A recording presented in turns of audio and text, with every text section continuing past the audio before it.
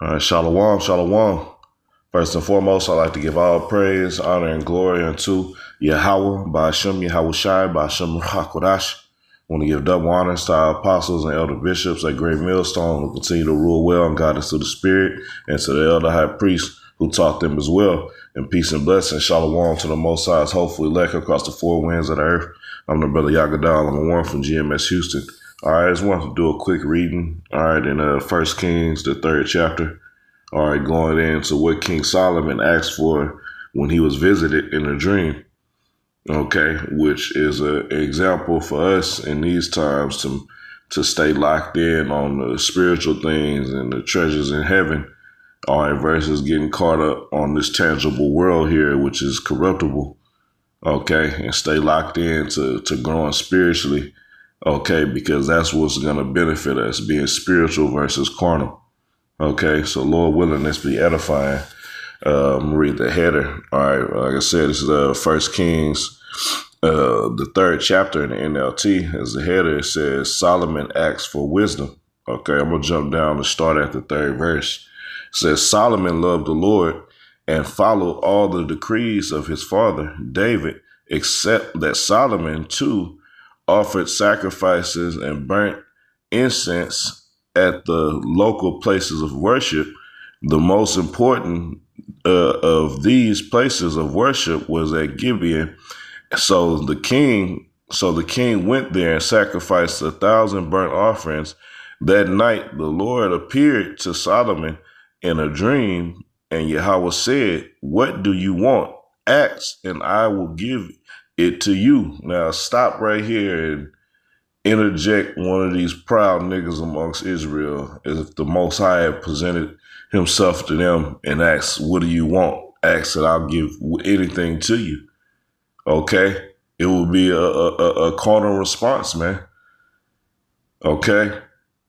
And this is why it's a blessing, all right, to be on the right side of understanding, man. Okay, to be on the right side of the proper mindset to be in, all right, at the end of this kingdom, all right, professing yourself to be a man of the Lord, man. Okay, so let's see what King Solomon replied, okay, which King Solomon was the most knowledgeable man, okay, outside of when he came as Yahweh Shai.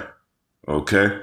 All right. But verse 6, it says, Solomon replied, "You showed great and faithful love to your servant, my father David, because he was honest and true and faithful to you. And you have continued to show the great and faithful love to him today by giving him a son to sit on his throne." So he started praising the Heavenly Father for, first and foremost, all right, for the great mercy that he showed on the house of David and unto him. Okay, the seed that was set to sit on the throne after King David. All right, verse 7, it says, "Now, O Lord, my power, you have made me king instead of my father David, but I am like a little child who doesn't know his own way."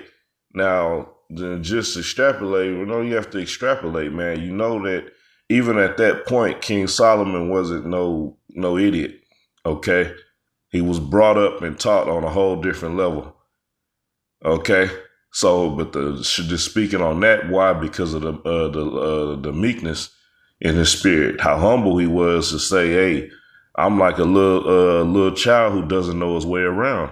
Okay, it says, "And here I am in the midst of your own chosen people, the nation of Israel, so-called Negroes, Latinos, and Native Americans."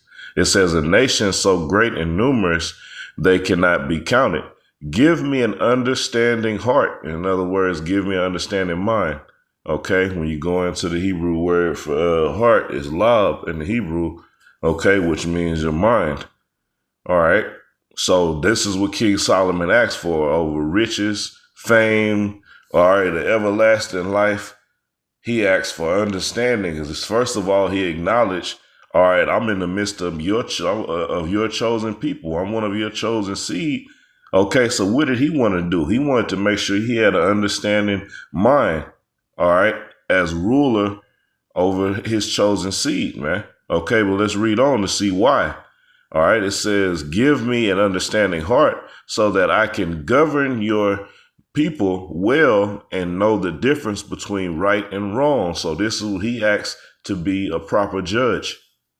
Okay, and that's what I was meditating on today. This is the mindset we're supposed to be in this time to make sure, hey, first and foremost, all right, we're ruling our own, our house. Okay, and I'm talking about our spiritual house. All right, governing that properly. Okay, and then it bleeds over into the physical world. All right, into your operations in this ministry and in your personal life. All right, should reflect someone who's making decisions. All right, according to the wisdom of the Bible. Okay, to make proper judgment calls in these days. Okay, what elsewise you'll be labeled as what? Reprobate. All right, meaning you're void of judgment, man. Okay, we're seeing plenty of examples of men who don't have an understanding heart or mind. Okay, and they're set up over people, but they're not governing them well. They're not teaching them the difference between right and wrong according to the scriptures.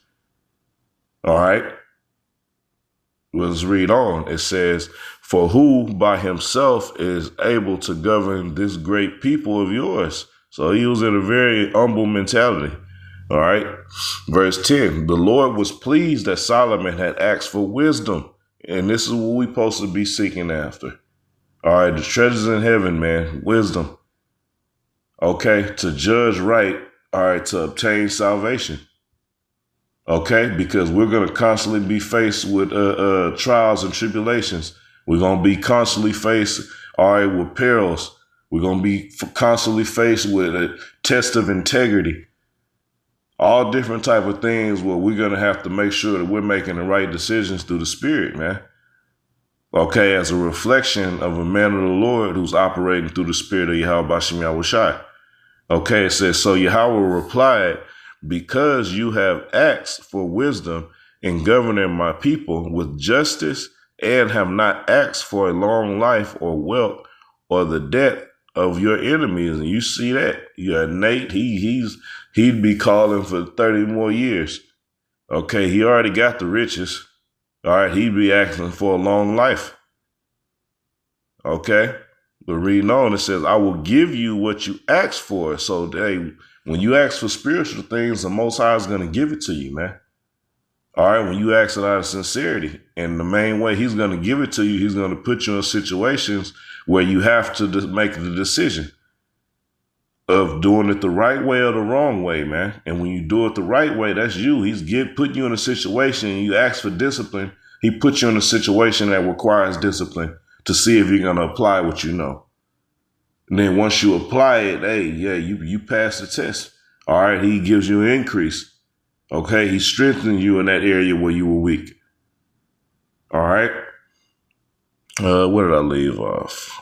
Verse 12, again, it says, I will give you what you ask for. I will give you a wise and understanding heart, such as no one else has had or ever will have. And I will also, so hey, now add on to it. All right. And this is in a dream. He wasn't fully conscious, but in a dream, all right, this is what he prayed for. Okay.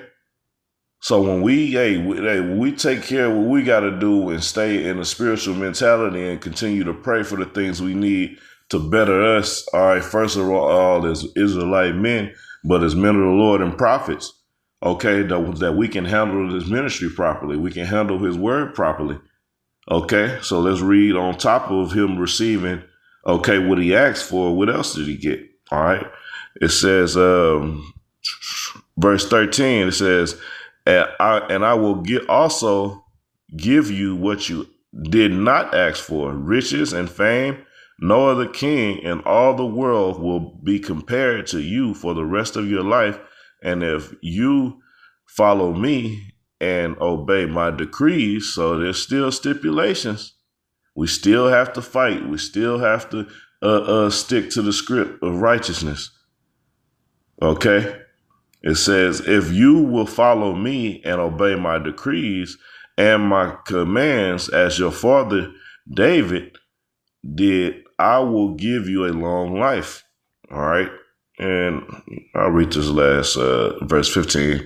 It says, Then Solomon awoke and realized it had been a dream. He returned to Jerusalem and stood before the ark of the Lord's covenant, where he sacrificed burnt offerings and peace offerings. Then he invited all his officials to a great banquet. Okay, and then following this is where the two harlots, all right, came before King Solomon with an issue, and it displayed, all right, the wisdom that he prayed for, man, so he could be a proper judge. But this is the mentality we have to be in, all right, to constantly, all right, have that righteous lust, okay, for righteous attributes in the spirit, man. Okay, so we can better serve Yahweh Bashim Yahushai.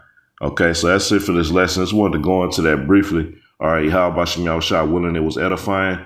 Once again, giving all praise, honor, and glory unto Yahweh, Ba'ashem, Yahushai, Ba'ashem, Ruach double honors to our apostles and elder bishops at Great Millstone and the elder high priest who taught them as well. And peace and blessings, shalom to the Most High's hopeful elect. Keep fighting, keep pushing.